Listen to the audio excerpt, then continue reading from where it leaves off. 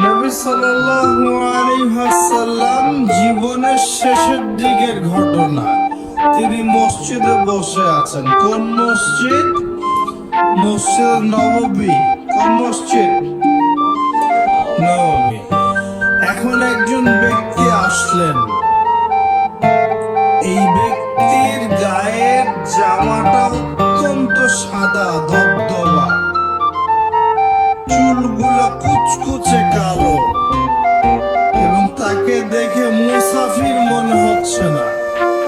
খুব টিপটাপ পরিপাটি একজন মানুষ ঢুকলেন। সুদর্শন এসে নবী সাল্লাল্লাহু আলাইহি ওয়াসাল্লামের হাঁটুর সাথে হাঁটু লাগিয়ে দিয়ে বসে পড়ল।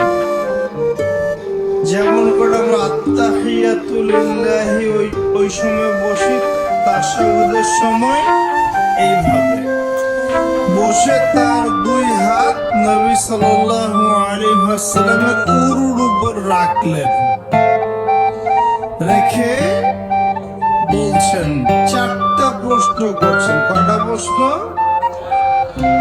প্রথম প্রশ্নই করছেন, ইয়া মুহাম্মদ, বলেন সাল্লাল্লাহু আলাইহি ওয়াসাল্লাম, আখবিরনি আনিল ইসলাম, হে নবী আমাকে ইসলাম সম্পর্কে বলুন।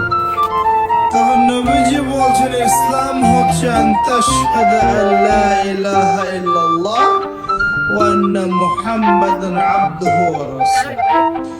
ইসলামের প্রথম বিষয় হচ্ছে তুমি আল্লাহ বিশ্বাস করবে,